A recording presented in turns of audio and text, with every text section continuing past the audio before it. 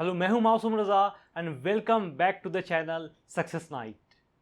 दोस्तों, इस वीडियो में आज हम बात करेंगे कि कैसे आप मुश्किल वक्त के दौरान भी अपने लक्ष्य पर कैसे डटे रहें।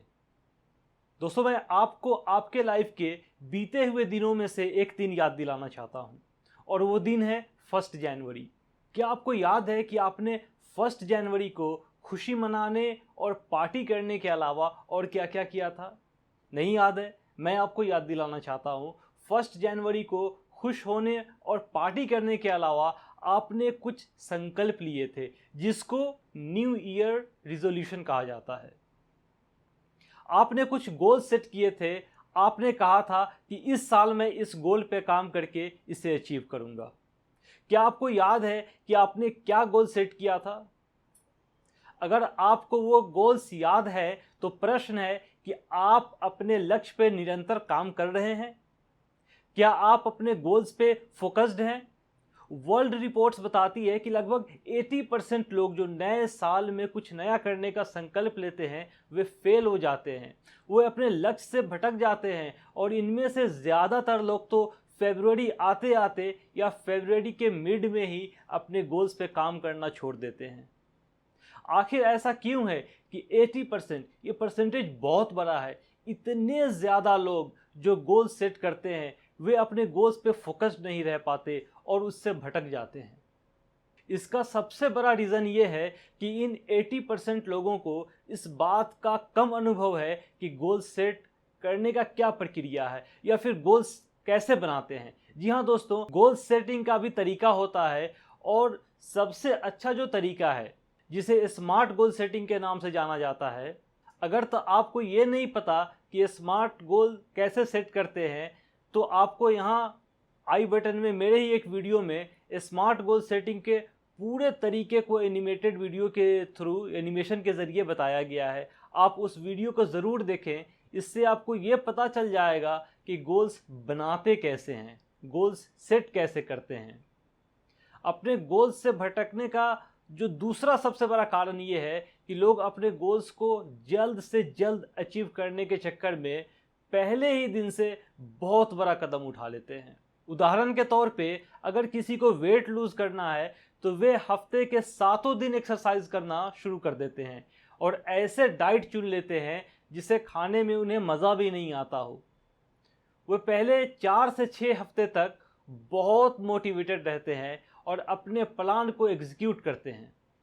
फिर उन्हीं का सेट किया हुआ गोल, उन्हीं के प्लान उन्हें पनिशमेंट जैसा लगने लगता है। इस स्टेज को बर्नआउट स्टेज कहते हैं। इस स्टेज पे आकर वे अपना मोटिवेशन लूज कर देते हैं और अपने गोल्स पे काम करना बंद कर देते हैं।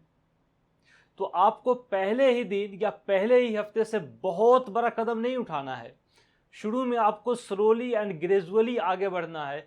फिर जब आपको उस काम को करने की हैबिट बन जाएगी तब जाकर आप उसे नेक्स्ट स्टेज में थोड़ा बढ़ा सकते हैं और ऐसे ही थोड़ा थोड़ा करके आप अपने लक्ष्य को पूरा कर लेंगे।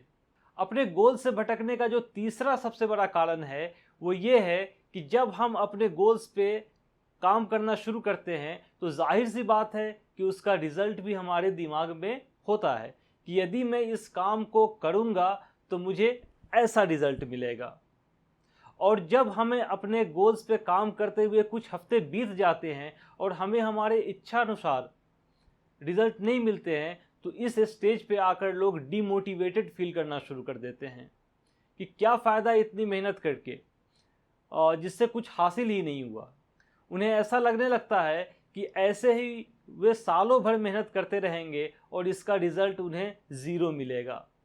लेकिन सच्चाई ये है कि जब आप किसी काम को करना शुरू करते हैं तो स्टार्ट में आपको उतने ज़्यादा चेंजेस देखने को नहीं मिलेंगे। लेकिन यदि आप अपने गोल्स से नहीं भटकते हैं और उस पर निरंतर लगातार काम करते रहेंगे तो फिर कुछ समय बाद आपको चेंजेस दिखने लगेंगे। वो विजुअल होगा। आपको ये पता होना चाहिए कि जो ऊपर से हमें किसी की सक्सेस दिखती है, दरअसल उस सक्सेस के पीछे का हमें हार्डवर्क, परसिस्टेंस और लेट नाइट्स काम, रिजेक्शंस, उनके सेक्रीफाइसेस, डिसिप्लिन्स और क्रिटिसिज्म, डाउट, फेल्यूर्स और उनकी वो जो रिस्क लेते हैं वो हमें ऊपर से नहीं दिखाई देते। तो अपने गोल्स को पाने की जल्दबाजी करके आप खुद को हताश ना करें। आप अपने गोल्स पे निरंतर काम करते रहें और एक दिन आप उस गोल को ज़रूर अचीव कर पाएंगे। दोस्तों, ये वीडियो कैसी लगी? अगर अच्छी लगी हो तो एक लाइक करके ज़रूर बता दें। इस चैनल को सब्सक्राइब भी कर लें ताकि आपको आने वाली सारी लाइफ चेंजिंग वीडियोस के नोटिफिकेशन मिल सकें। अभी के लिए इतना ही, फिर मिलते हैं नेक्स्ट वीडियो में।